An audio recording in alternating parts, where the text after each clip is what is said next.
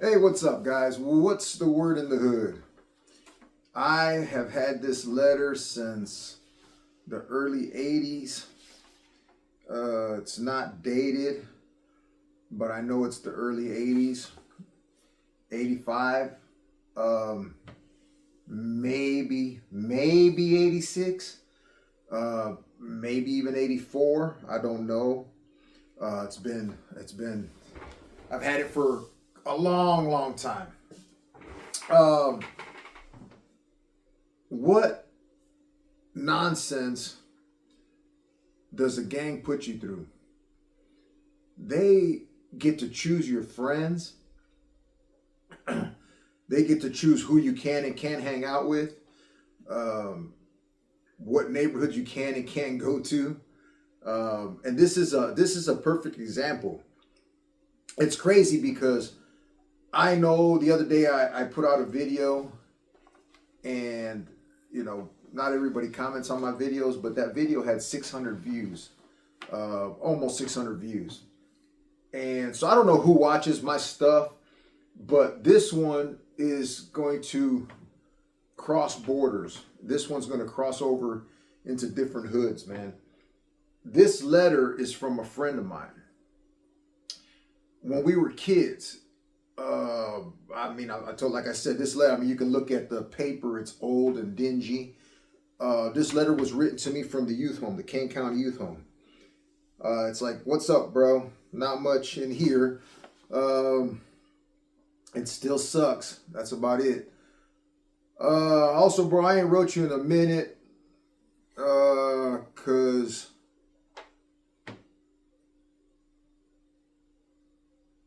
I've been going through some shit. They moved my trial to adult court now. They're going, it's spelled wrong. They're going to try and fuck me up. Now I go to another hearing on the 17th of September.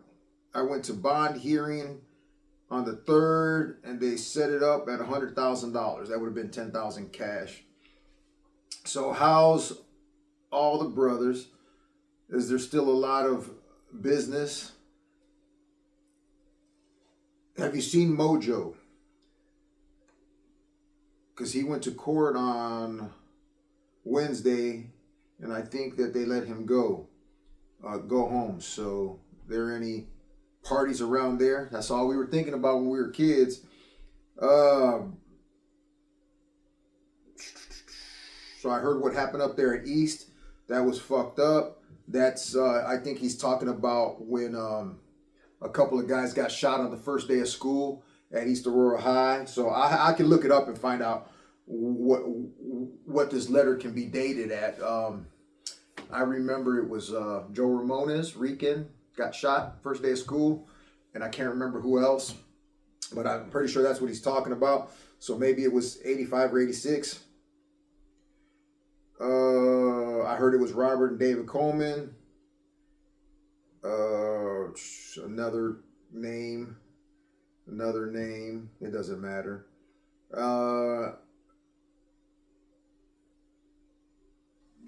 Couple names he's mentioning that I guess he heard while in the youth home that it could have been. One of the guys said I shot him.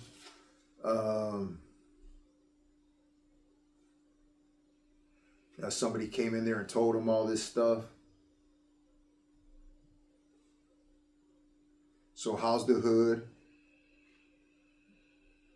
I heard Pepe was back. That's one of the guys that lived in the hood.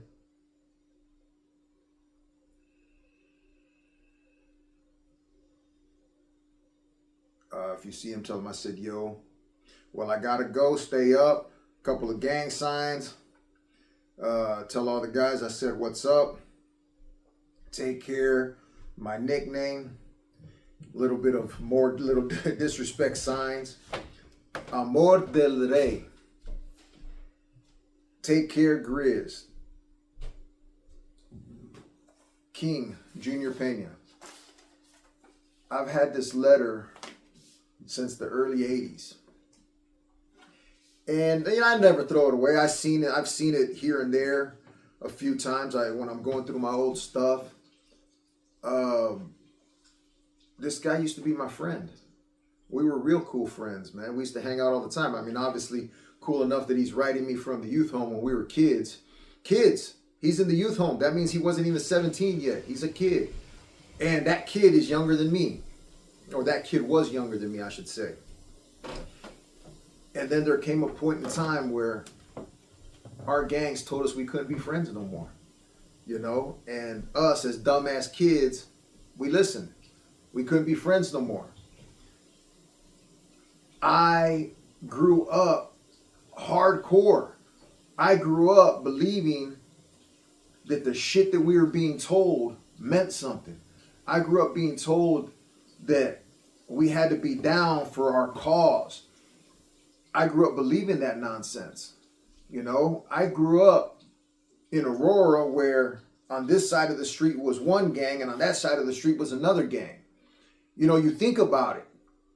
These kids join gangs usually in, now I think it's sooner in grade school, but usually in junior high. So you think about going to grade school and all the kids go to this grade school. You end up in junior high and find out that this gang lives on that side of the street, this gang lives on this side of the street, and you end up joining the gang that's closest to your street. And now you can't be friends with somebody you were friends with in grade school because it turns out they live on the other side of the street, and they ended up becoming friends with these other guys and they joined a different gang. It's crazy. Worse, for us growing up, we were friends with these guys on this side of the street. And then one day, two guys get into it, cause a gang war, and now we can't be friends no more. We literally cannot be friends no more because we're told we can't be friends. You know what I'm saying? And that's what happened with this friendship. We were told we couldn't be friends no more. And I remember running into him a couple times. I remember running into him, I guess while he was locked up. When he got out, I was gone. When I came home, he was out. In 1993, I came home. I was 22 years old, came home from prison, and the hoods were divided. Everything was different. And I remember I was hanging out with two guys, and maybe it was one. I was hanging out with my friend Eddie, I believe. And I won't say his last name, but we went out to eat some tacos. We went to Taqueria Mexico that was in Aurora, right over the border on the west side. Or did it even make it over the border? I can't even remember. I think it was right across the border on the west side. But anyway, we're down there having some tacos, and Jr Pena showed up with Junior Sosa. Junior Sosa had just got out. I know that because he got out a little bit before me. These were guys that we grew up with, guys that I grew up with at least. And they showed up at the taqueria. And I remember us just seeing each other, and I remember the head nods, just acknowledging each other, hey, we weren't looking to fight. We weren't looking to get into no nonsense. We were just going to grab something to eat. And, war was heavy back then. War was heavy between us back then. And those two guys were kind of like leaders in the game on that side. And on this side, it was just two hardcore thugs. Interesting, because we were hardcore thugs. We were like the gangsters. And no telling, had it been anybody else from that side, if we'd have done something, if we'd have ended up literally trying to take them out. But because of who it was, not that because they were leaders or they were tougher or anything like that, just because I know me and this guy grew up around them too. At least I know Eddie grew up at least around Junior. I grew up around both of them.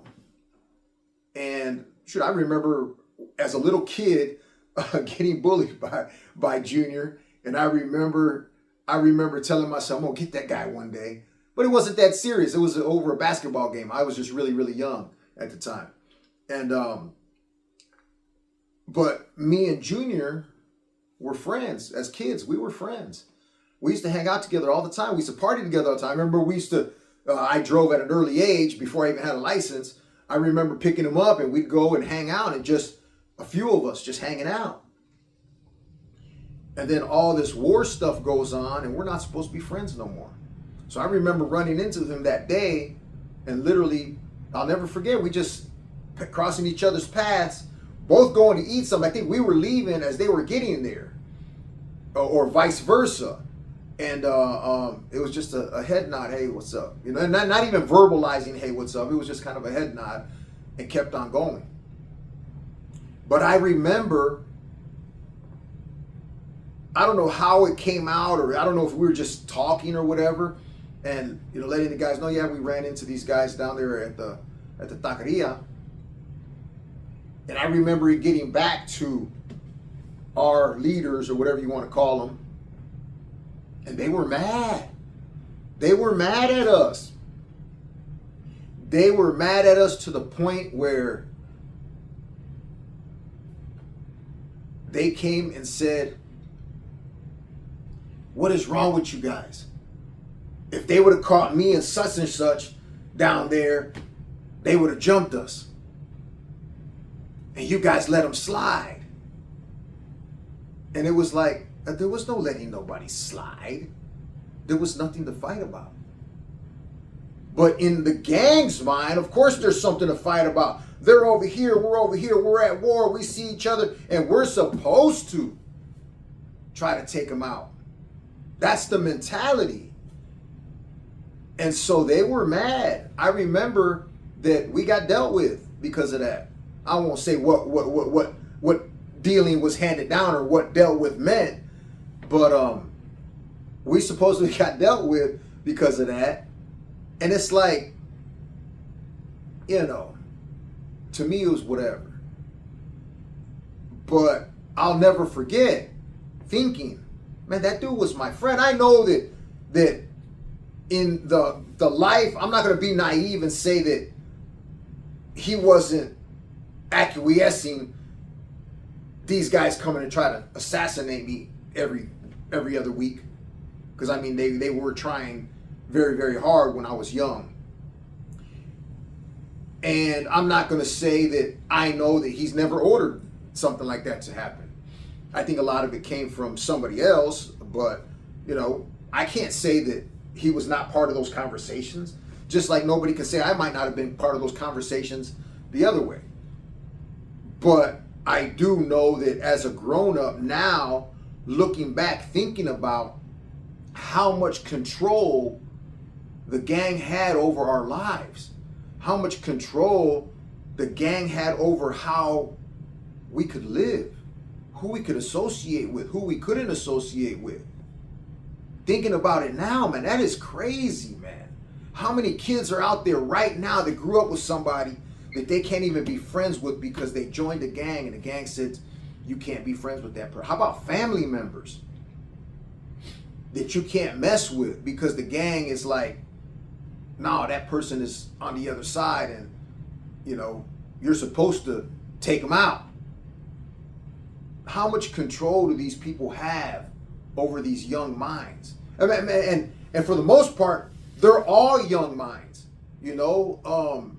If there's somebody out there grown still acting the same way, I mean, it's hard to have sympathy for that, man. Because at some point you got to mature and you got to know your decisions are good or bad. I'm talking about these very impressionable kids that are just trying to look up to somebody and they're being guided the wrong way. You know, that's what kills me. You know, these kids being guided the wrong way, I just want them to know the truth. You know, I know for a fact that when we were kids and we're at war, there's some of these guys that are telling us, you got to take these guys out that are hanging out with these other guys, doing business with these other guys. On some level, doing business with these other guys and turning a blind eye to this war over $1. You know, and it's sad to say because it's a game.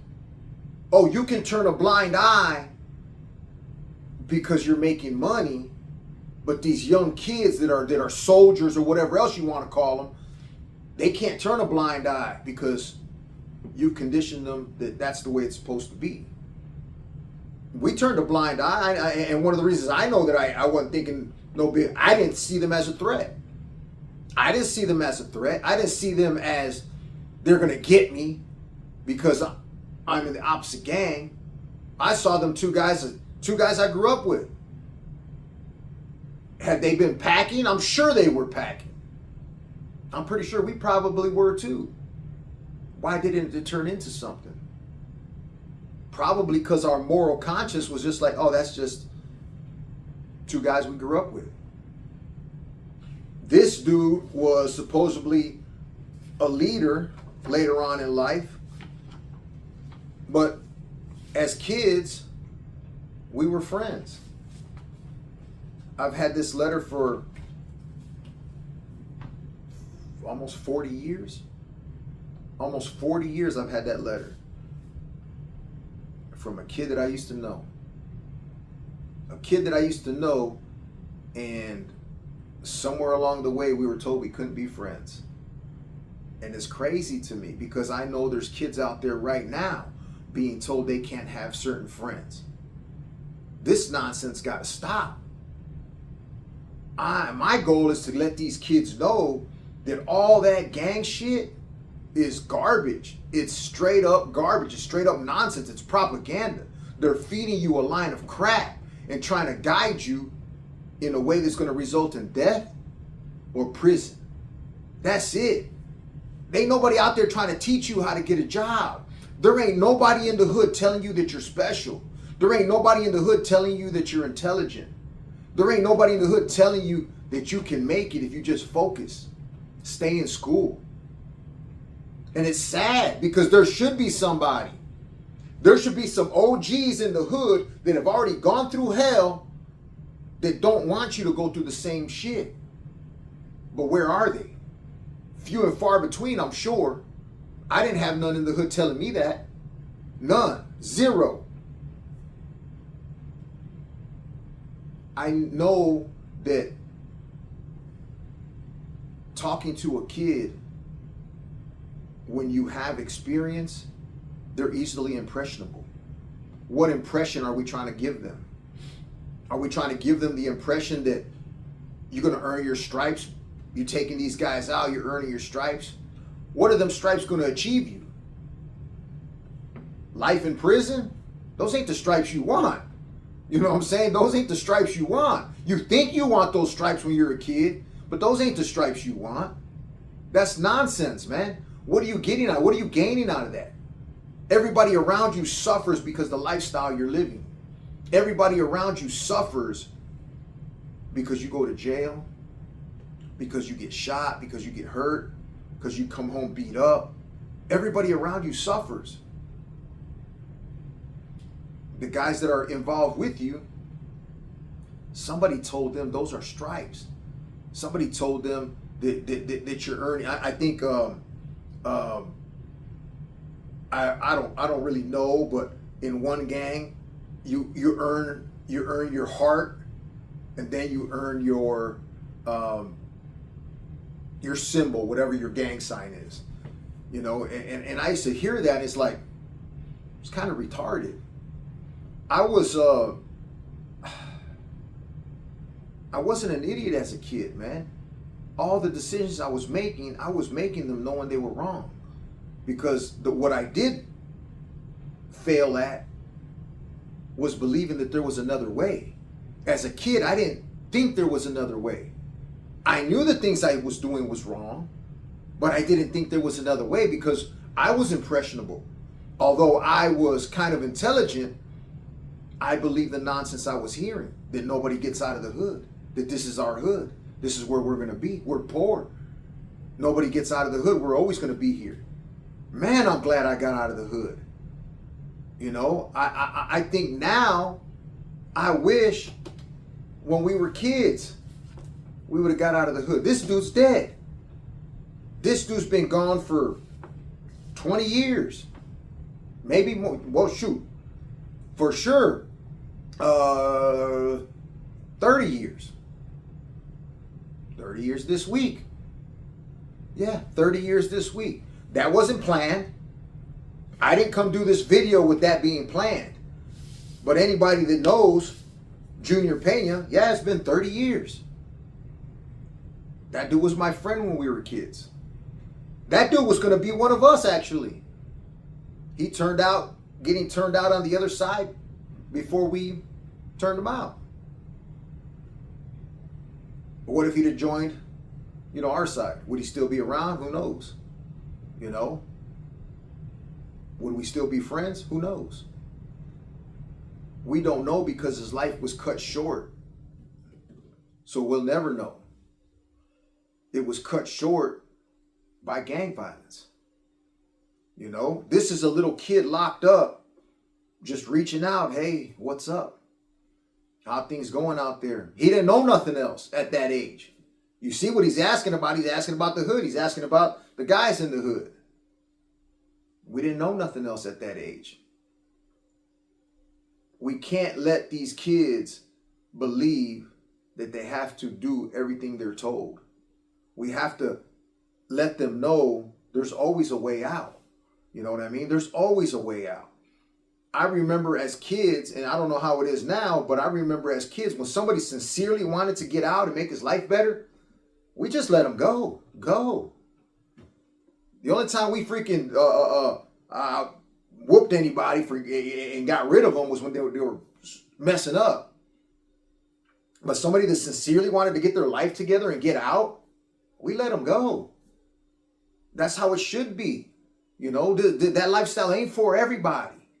You know, kids got to look at themselves and really ask, man, is this for me? What am I doing? But man, I understand the gangs and that propaganda has strong holds on kids, man. And I'm just trying to let the kids know the truth, man. Don't let these people dictate who you can be and can't be friends with. You know what I'm saying? It's way out. It's crazy how powerful the gang life is. Somebody told you that you have to do what you're told. That ain't real, man. What you need to do is you need to get your life together, get away from that nonsense, and start living your life. So that way you can see a future. Because I don't know no old gangbangers. I don't. I don't know no old drug dealers. They all locked up. They're all dead in prison somewhere. You know, it's not a real life. You're not going to get benefits, man. You're going to end up with a ruined life. You don't want to turn around when you're 30, 40 years old and realize you ain't got nothing in life to offer no more because you quit school. You never did nothing with yourself. You don't have no skills. The only thing you know is how to sell drugs and gangbang. And you turn around and have a baby, want to change your life, and realize you have really nothing to offer society no more. Because you have no skills. Now you got to start over trying to chase skills. You got to try to chase success from way far behind. It ain't easy, man. But at whatever stage you're at, if you turn around, you might have some hope, man. There's hope out there. You have to make a conscious decision to turn around. And sometimes that long walk in the other direction is a long struggle. But I just wanted to share this with you guys, man, because I think about it all the time, man. 30, 40 years ago, I had a friend. And somebody told me we couldn't be friends no more. And I listened. We never hung out again. After you know, the gangs went to war, we never hung out again. Literally saw each other in passing. I remember running into him at a corner store. It was a carload of them. They pulled up, and I thought they pulled up to come get me. They didn't. They pulled up. He was in the front seat. He's like, hey, let me holler at you. We were at the corner store on Claim and Union. I was at the corner store. George it was either George or Eddie, or maybe even both of them, and somebody else were there. It was the middle of winter, and this car pulls up. He's in the front seat. Hey, let me holler at you. If it would have been anybody else, I wouldn't have walked up to the car. But it was him, so I walked up to the car, and it was a carload of them. And he's like, man, let's fix this. And he's like, come down here. We can holler. I'm like, man, I'm not coming down there. I don't know who's down there and what their mentality is. And I'm glad I didn't, because later on that night, they thought they ran into me. And it turned out it was somebody else that kind of looked like me. Mark, that lived down there by Brady, had same complexion, similar build. They thought he was me, and they put a pistol to his head and was about to off him. So, I don't know if that was him trying to set me up to go down there, or if he was sincere. But I know there was a lot of them down there, and I wasn't going down there. But it's crazy, man. I don't believe that I would have walked to that car. I would have walked up to that car if it was anybody else that said, come here. And I also don't believe any other of them would have pulled over trying to talk to me. I think if it would have been anybody else, they would have been trying to do something else. So who knows, man? But, I guess the moral of the story is they told me who I can and cannot be friends with, and I listened. Sad, but true. How many other people listened? I know that we grew up on one gang on this side of the street, one gang on that side of the street. We always used to hang out. I don't know how tight any other friendships were. I don't know how tight, because there was a lot of us. We were all Latinos, all growing up in the same hood, going to the same schools, and having lived in the same neighborhoods for so long. I'm sure there was some pretty tight friendships. I'm pretty sure there was some tight friendships that ended up getting broken, just like this one, because somebody said you can't be friends no more. Gang life is crazy, man. It really is. Somebody dictating how you can live. It don't make no sense as a grown-up. I don't know how it makes sense as a kid. I didn't figure it out until I grew up. But hopefully you can make some sense out of it. Just bringing truth to the youth.